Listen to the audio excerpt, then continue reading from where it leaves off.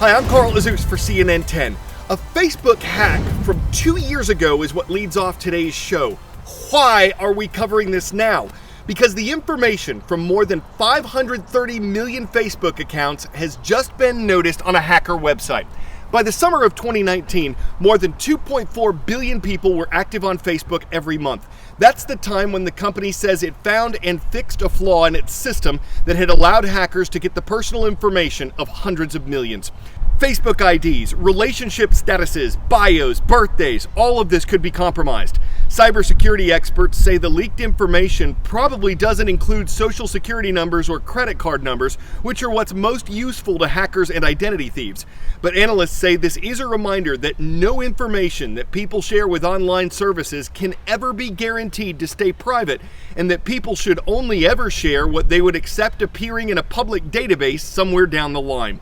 As far as sharing personal info goes, like your password, credit card, and social security numbers, security officials say you should only do that if you have personally started the conversation or transaction, not if a person or organization randomly asks you for it.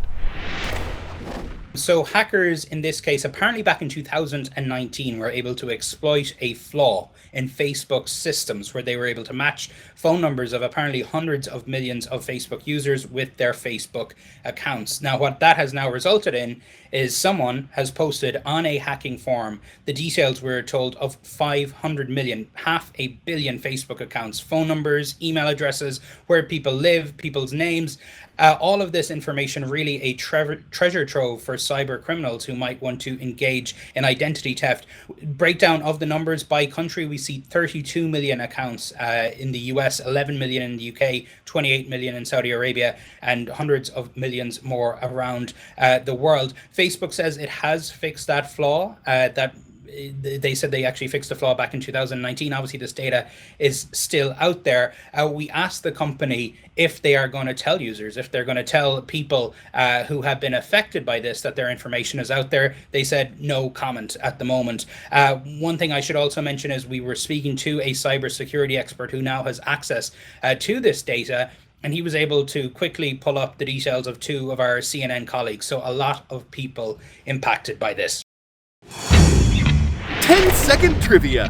Which of these options is an example of a cryptocurrency like Bitcoin, Epicurean, Ethereum, Excelsior, or Enervate? Ethereum is the answer. One Ether is currently valued at about $2,000. Okay, that's one term you'll need to know for our next story. The other is NFT, or non-fungible token. This is like a digital stamp on a digital piece of art. Take a drawing or short video someone creates on a computer. Once an NFT is associated with it, the token proves someone owns it. Can other people still download the image? Yes, it can be shared like a GIF. But that ownership token is what some consumers are paying more and more money for. What's unknown is whether this is just a fad or a sea change in the digital art world. A year ago, the pandemic cost Carlos Marcial his job as a graphic designer in Mexico City. With 3 kids, Marcial needed to find a way to support his family. Highest amount I would get for a one-of-one, it was around like $250. That was the most. But the pandemic hit, and I didn't have any other options. Growing up the son of a struggling artist, he knew firsthand how difficult the life of an artist could be. So you weren't a full-time artist before? No, I wasn't.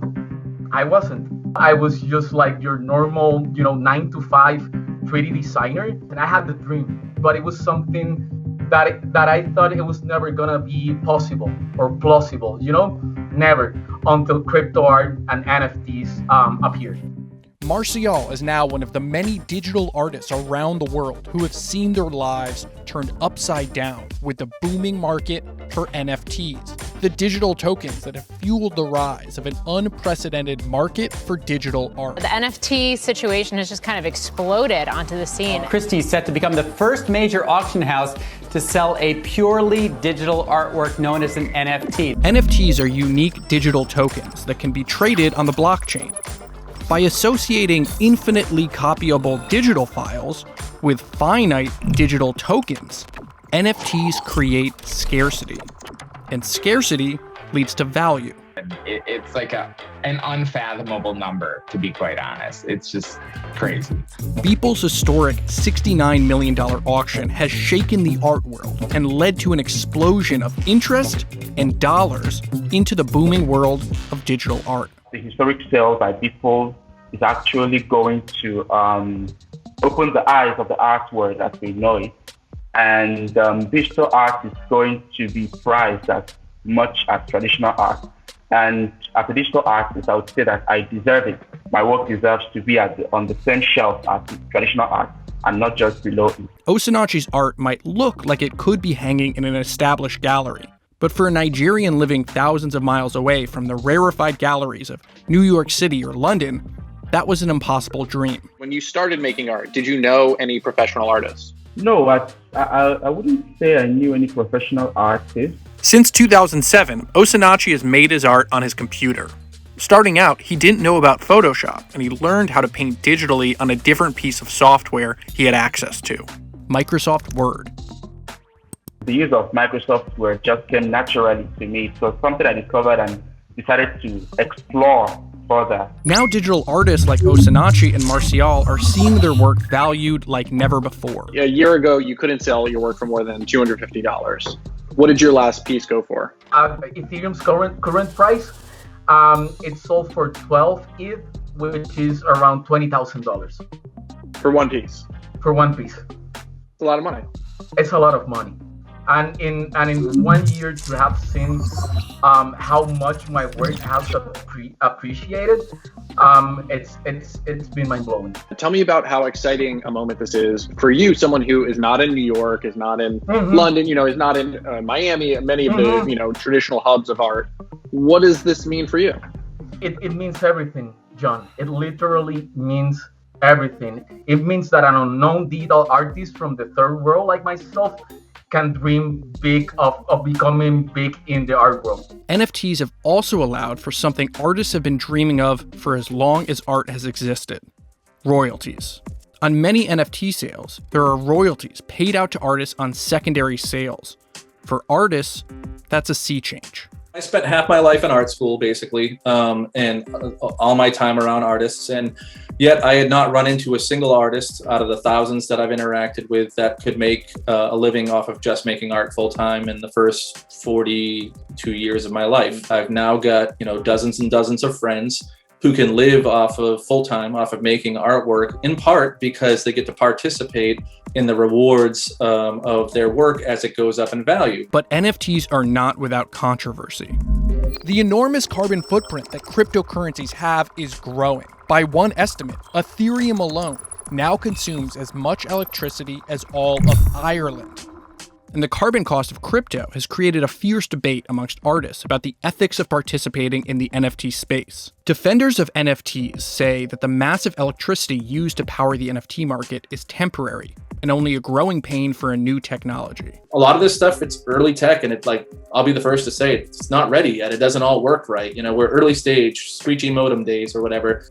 For now, a select few of the top digital artists around the world, like Martial and Osinachi, are seeing their lives transformed.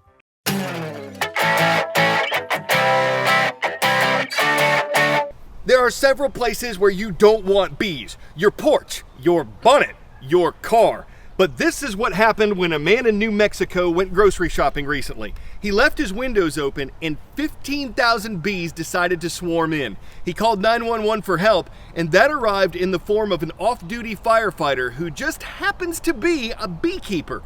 He removed the bees from the car and took them to his own property.